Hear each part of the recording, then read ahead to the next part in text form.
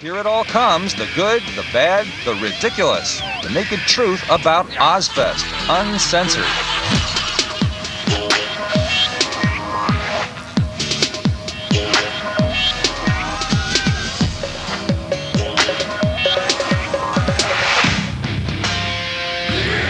Back in the early 90s, before Ozzfest arrived to save the world, there was Lollapalooza, a traveling alternafest much beloved by well-mannered college kids wanting to get down, but not all that hospitable to aging metal gods. Ozzy was still selling great amounts of records and, doing his thing, but we've never really been in, but especially so during the Seattle, era. It was like one of those nauseating trends that go on in the music industry. My wife tried to get me on Lollapalooza. I called up for Ozzy to go on Lollapalooza, and it was like, excuse me, you must be joking. And it was like, no, I'm not joking. And they were like, well, he doesn't fit.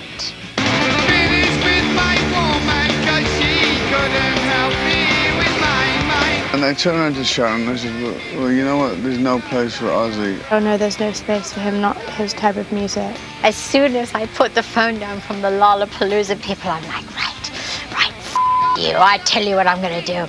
I'm gonna do the Ozzfest. Hey Sharon, before you go blazing a trail, let's test the waters. It was a big risk, a big financial risk, and also more than the finances. It was like, okay, if this doesn't work, how am I gonna get the egg off my face? All I say to Sharon is, please don't get some suck band that's like a folk singer up there with a one leg and a plastic ear or something. Give them value for money. So that year we did Los Angeles and Phoenix, and everybody was like, what was that? We started hearing ticket sales. I'm like, wow, dude, these ticket sales are pretty big. And so we sent Abby Kears. And we're here in San Antonio, Texas for the Ozzfest. What kicked ass? She had an amazing time. And she just came back saying, this is the tour. People are going crazy. Ozzy! Bring it on, baby! All right, this is rock and roll.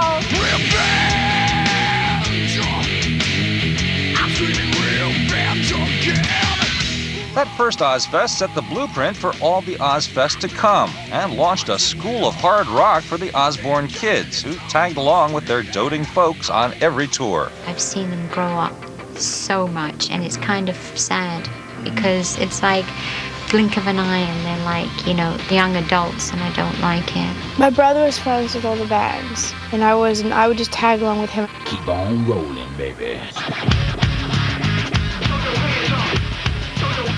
One year we had Jack give us a tour of the Ozzfest. With me is Mr. Jack Osbourne. Being 12 and seeing Loder every day on MTV, I'm like, woo, Loder. His voice hadn't even broken. So now we're here with System of a Down at the signing stop of their show. Slipknot's on this bus. Dad, my balls are drum. He's just a nice little boy, and now he's a great big lolloping, sucking monster. And he's grown into the resident expert on up-and-coming Ozzfest-worthy bands. Rumor on the farm is that you are instrumental in putting together the whole Ozzfest spectacular. It's like Jack's show. Everyone knows Jack, everybody loves Jack. He's the man behind the scenes. I really didn't start getting involved until about Ozzfest 99. I think it was just such a cool thing of a mom to do, to have her son have so much involvement at such a young age. Well, actually my mum, she comes to me. She gives me a whole bunch of CDs. I listen to them all. She tells me which one she thinks. Jack I use as my barometer, and it just works great.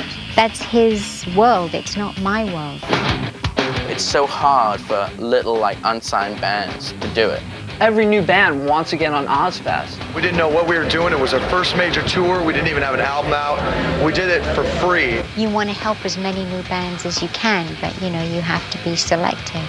It's kind of like a tradition throughout my career that most bands that I've ever played with have gone on to do greater things. To come back in 2001, be asked to kind of co-headline, I mean, it was a dream come true. It was really cool. It's probably a good thing that Jack Osbourne developed into the Ozzfest A&R prodigy rather than, say, Sister Kelly. Are you still a Hanson fan? Come on. Oh, no. You were, though. I was a big Hanson fan. What happened? What went wrong? I grew up. I was a little teeny bopper. So what are you listening to now? NSYNC. What? Like now, you know, NSYNC, I never liked NSYNC. Liar, yes you did. And she's like, oh, I didn't. Yeah, right, Kelly. No, I used to trail you all over the country to get you into their shows. Now, of course, it's mainly a matter of making sure Dad gets to the show. You know how sometimes you just wake up and you're like, I don't want to go into work today. I'm not going to go. I'm going to call in sick. The thing about doing the Ozzfest, if I get sick, I've got to go on there sick. I think I've got a cold or something. So we're sitting on the runway and my dad's like, I'm not going. And we're like, no, you have to. There's, 30,000 people there and they'll go mental if you don't call them. I'm not going. I can't hide behind a guitar. I got a microphone thing and I'm singing like a complete d***. We say, play the show, don't tell anyone until Manson gets done. And then say, regret to inform you, Ozzy Osbourne will not be performing this evening. When one of the band members announced that Ozzy wasn't here, the guys ran to the fence and started tearing it down. They knocked down an 18-foot wooden wall. The police had their riot gear on, ready to go in. They were just trashing the place because everybody's angry. We need our money back because we didn't get our concert. It's not because they're a wild, head-banging crowd. It's because whenever you bring thousands of people together in the sun, in the middle of summer, accidents happen. Same thing could happen at a Britney Spears concert. Coming up next on Ozzfest Uncensored, Marilyn Manson offers up the ultimate crazed fan souvenir. The whole time he's doing the interview, he's bleeding from his... All right, you people at Ozzfest are getting the inside. You're getting the works. I'm getting ready to take you straight to the sewer.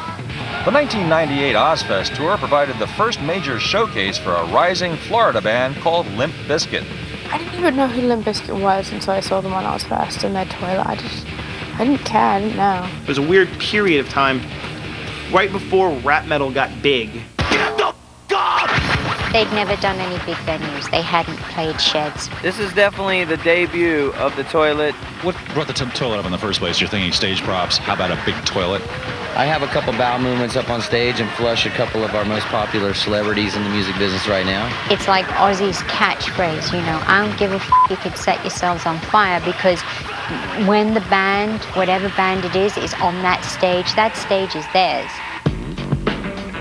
During their show, random things would come out of it. He could have dressed up as a tampon and gone on, I don't care. That would have been perfect to come out as a big used tampon. Don't you think? Or better yet, come out the way Snot frontman Lynn Strait did.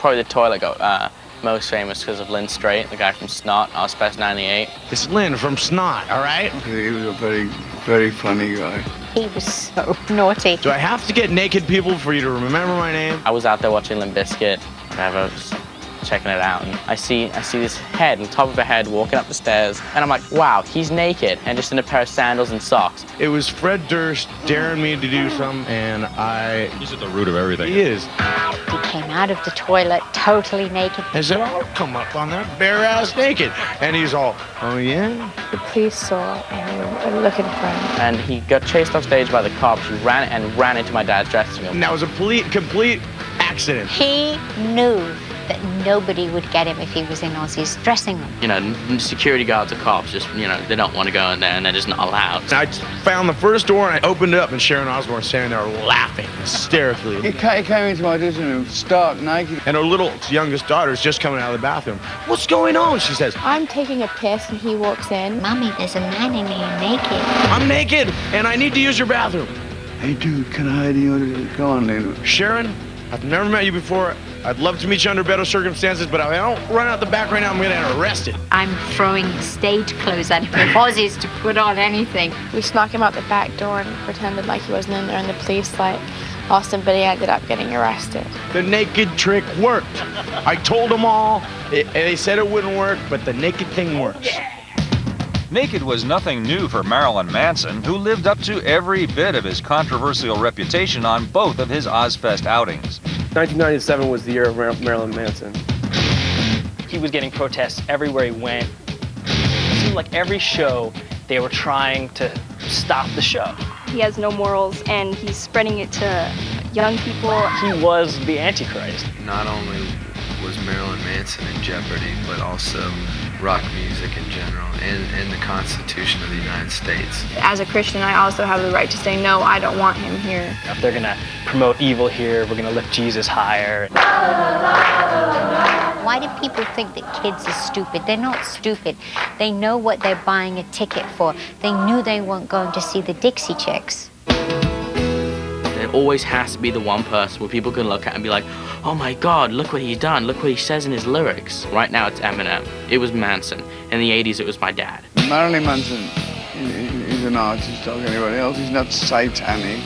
He's a bit extreme, but he's a really nice friend. He's a good friend of mine. So we went to the Ozzfest show, and then we also went and we interviewed the president of his fan club. What we did was we took that president of the fan club to Ozzfest that year. How are you feeling about meeting Manson today? I'm pretty excited. I'm a little nervous. Part of his shtick on stage was to cut himself, and he came right backstage and sat down to do an interview with us. And the whole time he's doing the interview, he's bleeding from his nipple. And as soon as the interview ends, he looks at himself. He went and he got those brown paper towels to wipe himself up. And they had a little meeting, and Manson split out of there. Are we all done? Yeah. Okay. We're going to see the doctor. And when he split out of there, I saw her reach over onto the counter and pick up these bloody paper towels and keep them for herself. Even though Marilyn Manson getting into trouble is about as rare as a cop in a donut factory, the wiry rock star is in hot water again. It's good to be back in Florida! Ozzfest 2001, Manson got accused of putting his scrot on some guy's head. I guess there were charges pressed against him. He didn't rub his crotch. It was like he pulled his out and put it on some guy. He wears a thong on stage, and you know, sometimes it'll pop out. He must have had an awful long willy to get from the stage to the security guy's neck. You're a security guard at the Ozzfest? It's probably the best thing that happened to you all day, for God's sakes. It's a waste of everybody's time and effort. Manson's crotch attack lawsuit was eventually settled out of court for $4,000. Less lucky in every way was another act that couldn't even get its act together. 1, 2! Crazy Town! I hated Crazy Town, and I was afraid to say it because I figured, you know, tour camaraderie I got down there, everybody on that tour hated Crazy Town, which was awesome. You should have known by now that he just don't stop. You like that rock hip-hop, you make me rap my right. Crazy Town was one of those bands before they had that Butterfly song, who was on the second stage of Ozzfest in 2000. And they were very naughty boys. We had heard early in the tour that they had been kicked off for some reason. One of the guys in the band had like taken some drugs or whatever and had a breakdown. We're on Ozzfest, we had to go home, all kinds of madness happened. Relapses, break up with the girlfriends. They were with us for 5 shows, but they didn't make the 5 shows. I think they only did 3 out of the 5 that they stayed for. Despite that fiasco, Crazy Town was back on the Ozzfest bill the following year, to the delight of, well, nobody. So then Ozzfest 2001 comes around and they're just like, we need a tour. And we're like, Crazy Town, you know, Butterfly, wow. So it was kind of, yeah. Poor Crazy Town, you know, they got put on pop radio and played to death. Come, my lady, come, my lady. Come, my lady, come, my lady. Butterfly, sugar. And every little girl's going, come, my lady, come, my lady. You always have to have a band for the ladies. You have to pay to get on Ozzfest sometimes, and I'm not, I said sometimes, so yeah, you know, take it from there. And they didn't work at all on the bill. What's up with everybody in the back? What's up with the people on the lawn? On the lawn! Make some noise. How you doing out there? And the Ozzfest crowd's going. Beer drinking, bellied, mulleted Hessians didn't really take to that too well and proceeded to booing them off stage. They got the kicked out of them, but I must say they stuck with it. And they ate so much on that tour, they really did.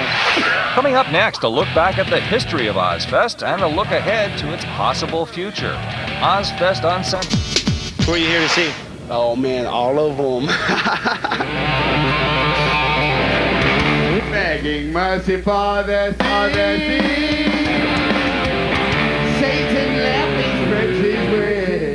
It is all about the music, because there is no other tour like that.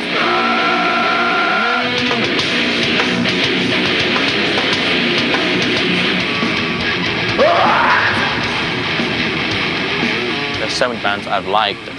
You know, we said we want to do Ozzfest.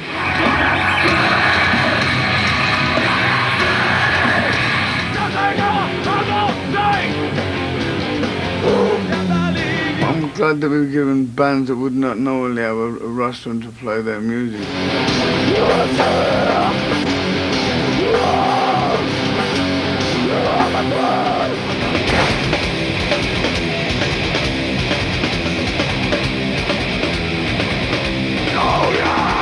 When I get up and I look in the mirror and I got a bunch of lumps on my head, I had a good day. Despite all the major acts on the Ozzfest tours, the biggest star at every stop is inevitably the audience. Our crowd has gotten younger and younger as each year goes by. I like Ozzy. And you also get a lot of girls, which is great. I think you got a wide variety of ladies at the Ozzfest shows. When we first started, it was only about, I would say, about 10% women.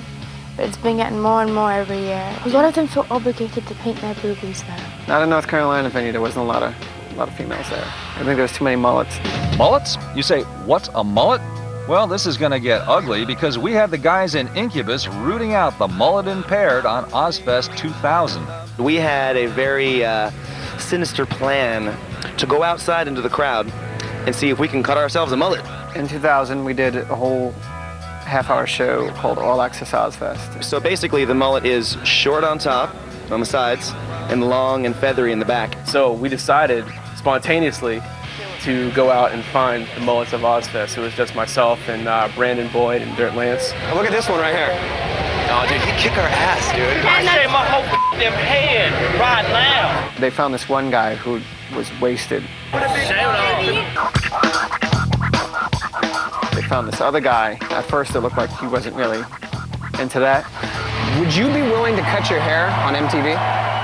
The guys in Incubus were so excited about it. Can we hear it for Eric? Come on! They definitely liked the piece. Ozzy would approve. And I guess when it got on the air, Incubus, they were just a bit underwhelmed with the fact that it was only a minute long. And so hopefully Uncensored will air the true extended form of the mullet piece. Maybe you can find the occasional mullet at an Ozzfest show, but trying to find a Backstreet Boys fan could get you in some nasty trouble. Ian Robinson knows because he tried. Well, this was another MTV slapdown. A lot of us who aren't here at MTV News, we figured that Ozzfest was by far the biggest story of the summer. And they sent me down there. Hey, what's up? This is Ian with MTV News. We are down here in lovely West Palm Beach, Florida. As I was leaving, they're like, oh, one big thing. AJ from the Backstreet Boys had just entered rehab. I'm gonna be late tonight, so don't stay up and wait for me, okay? Here are the dumb questions. We want to find out from like the hard drinking rockers, you know, what they think about it. Recently, AJ from the Backstreet Boys went into rehab for alcoholism. Which guy is AJ? Which one? Is that the guy that always finishes the songs? And we're obviously freaking out because we would feel that they would laugh at us. Any reaction? Yes, we had. Yeah. I hadn't been on the channel that long. Nobody knew who I was. I was going down to talk to some bands that I actually really liked and respected.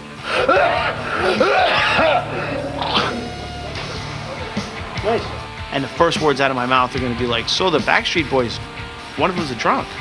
They really wanted you to ask that question? You're lucky you're here. Why are you asking us about boy bands? He needs to rehabilitate himself from singing like a is what he needs to rehab. Okay, so I'm good. I don't know what I know. I just speak on camera. I'm just a trained dog. I almost feel bad for the guy, you know. And his hairline isn't real strong either. So. Hey, check me out. Here, my dance is coming, you know. And then all of a sudden, you know, he's a booze hound and he's stuck in some rehab somewhere. It's like, dude, figure it out. And those pieces never made the air, ever. I was used to that. They were like, here's something humiliating to do that we probably won't use. So, then the rest of the questions Wrong question. Pointless. Where will the Ozzfest go next? Is there still a future for this long-running road show? Well, that, it seems, is pretty much up to the fans. Everything's got to have its 15 minutes. And I guess Ozzfest is going to try and have its 15 years. When the kids don't come, we'll go home. That's it. I'm still Ozzy, the rock and roll. Rock and roll is my first love, and it's my last love. Metal. Thanks. Somehow I got some tickets here, or somehow I ended up here. But hey, it's going to be a great show, right? I'm here to see anybody that rock and rolls, dude. Who are you here to see? You? Because it's concert of the century. Just like jumping some pits, getting messed up, you know what I mean? Ozzy Osbourne is the king. Or as he's now known as. Z.